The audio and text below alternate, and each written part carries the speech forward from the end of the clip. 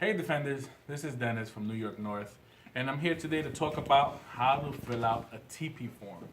Now, this step is the sixth step in our 11th step process. Very crucial, very important because it gives a visual to the customer on how we thoroughly protect their home, how to properly protect their home. Here I have a trainee with us who's just about ready to go and who's eager to learn how to properly fill out this thorough protection form. Um, by this step, we've already gone over the breaking the ice. We've already gone over the panel being up and the RA form as well. But now we break it down a little more to the customer. So we, at this point, we had already seen in our tablets what they initially have. So that's what we would normally fill out on the top part of the top portion of this TP form. We would put that they have an IMPASA here and how many key fobs do they receive. In the door section, in the initial kit, we have 2 doors being set.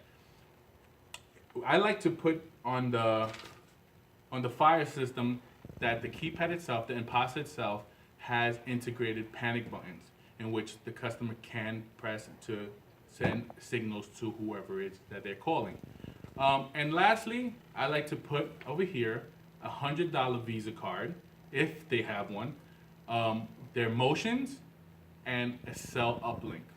Now, at this point, we're just writing that down and explaining to them that everything that they have in their initial kit.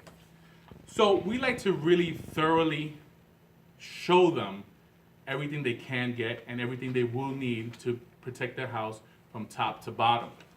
Including, so at this point, you had already built the rapport and you know how many people live in the home. But of course, if it's a family of 4 and there's only 2 adults, when we're talking about key fobs, we like to always recommend our LCD, our 2-way LCD key fob. That being said, because there are 2 adults, majority of the time it will be for husband and wife. So we have here, we would put, and we like to personalize everything. So because we built that report, we do know the kids' names. We had already written it down on the RA form. We know the wife's name, we know the husband, we know everyone's name. It's very important to personalize it so they can have the visual of seeing who is getting what, which sensors are going in whose room, and so on and so forth. So when speaking about the key fob, we have here the LCD. We always recommend the LCD. Give them the better chance, give them the chance to view whether or not the system is armed or not. They like visual, they like aesthetics, and we all know that the LCD key fob looks nice. So we would offer them 2, one for the husband, one for the wife. Like I said before, we would personalize it. We would put their first names because right now you're in their home, you built the rapport, you should have their first names. Moving down, we have our emergency pendant. Now, obviously we all know that the emergency pendant has more than one function. It's not just an emergency pendant for medical reasons, it's also a silent panic. So what we would like to do is offer them both, one for medical and one for silent. Every home should at least have the opportunity to have both, and for the customer to understand the importance of having both. By this time, we're building a sense of urgency to the customer and helping them understand that why it is important. Over here, we have our wireless, where it says wireless touchpad. We like to write down that as the IMPASA. The IMPASA is the wireless touchpad, everything, the brain that controls everything there. So we would write IMPASA there. Also, the wireless touchscreen. What we like to do, well, depending on the size of the home, we like to always offer one, whether it's in the basement, if they have an entrance to the basement in which they would come in, a garage. But of course, we always like to add the master bedroom. We all know that our wireless touchscreen speaks. And that being said, if you have the wireless touchscreen in the master bedroom, in the case of an emergency, it would speak to them and direct them exactly where the problem is coming from. Now that's building a sense of urgency to the customer.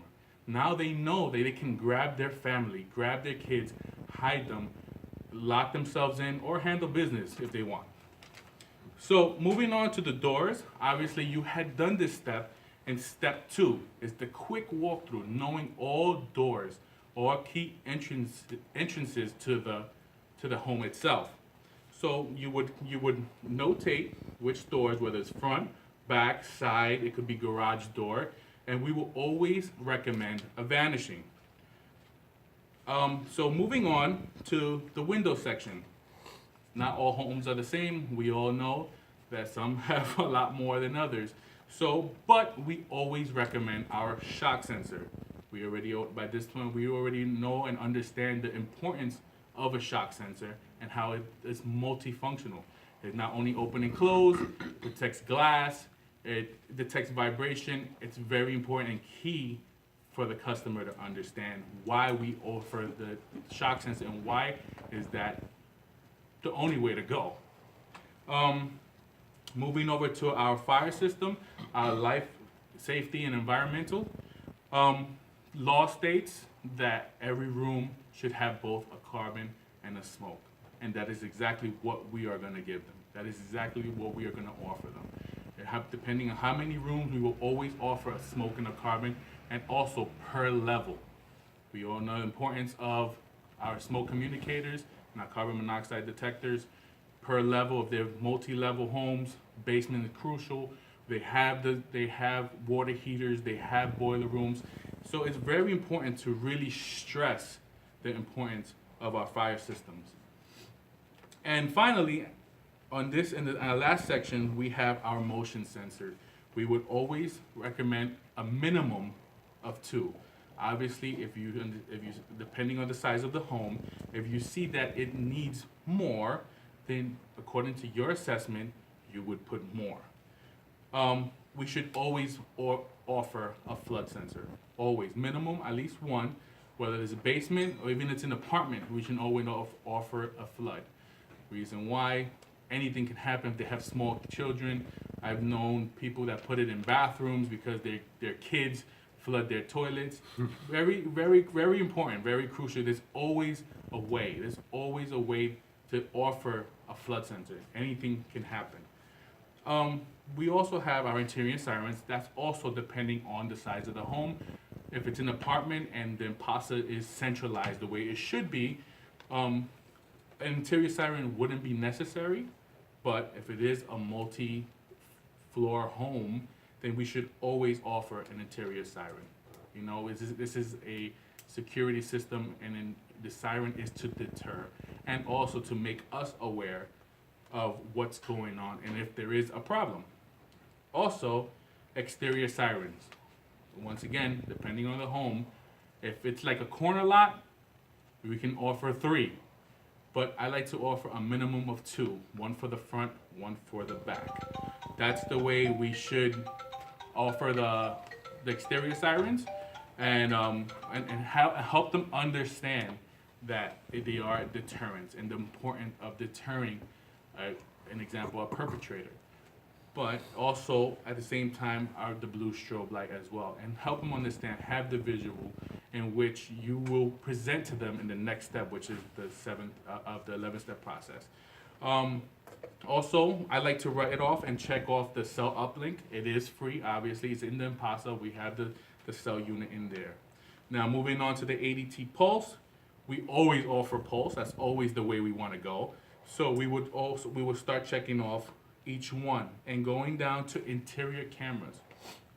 Now, we like to offer a minimum of 2 interior cameras. Every house should always have interior cameras, whether in the front and the back. We can always do that. Now, depending on your assessment, you can offer more, and in that sense, you can write down how many and write down the location. Writing down the location is important. I would put the number, well, a minimum of 2. I would put living room, and I'll put / and I'll put basement. Doing that, you're giving them a visual why you would put it there. Why is it important? Remember, you are the professional. They are trusting you to take care and handle the security system and protecting their home. And filling out the rest of it is really the math part. Understanding how the system value, writing it down for them, their system value, So you are adding everything. Every single thing that you did put on this paper, you will be adding. In the system value, the only thing that you are not writing, it would be the, out of the base kit is the doors and the motion sensors. You would put the Impasa there, the 234. So you would put a complete system value there. Then you have their equipment credit. In the equipment credit, whatever the EC that you have on your tablet, you add the 616 to that EC, and that would be their credit. And then you would deduct their credit from the system value, and you will have the grand total of this system that we have built for the customer. And also, as we see here, we have, if they're flex qualified, this is basically their first discount. And we like to show them that. We like to show our first form of discount is the flex payment. This is the best way to protect a person's home. So we want to tell them, and we want to stress and build a sense of urgency in regards to that.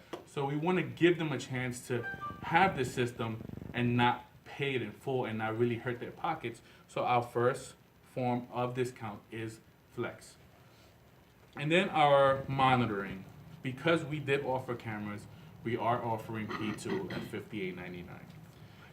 So, and as we're going along and as we are presenting this form, we are checking off lifetime warranty. We are checking off the fact that it's movable. Also 24-hour monitoring, police panic, fire panic, emergency panic. As we're going along, we are checking each one and thoroughly showing them, giving them a visual on how it would look, what it would take to protect their home. By showing them this, they understand. It's like, wow, you guys are really here protecting our home, trying to do the best that we can to protect their home. So, and then of course, at the bottom, this is us explaining to them that they have the opportunity to accept, reject, or modify this system. But in conclusion, it should be formed. Here is an example of one done. It should always be neat. It should always be neat and clear with clear handwriting, and they need to understand and see everything visually because they will be getting a copy of this, whether they accepted this plan or rejected this plan. So it's very important that it is neat because they can always refer back to it in case they did reject it, but they thought later on down the line, you know what, I want these other windows protected. I want to get extra fire protection in my home. They can always look back and say, this is what the technician recommended to me. So, that being said, this is probably the best way we should fill out a TP form. Thank you again. My name is Dennis, and this is Eric. This is Eric, so thank you. Have a good one.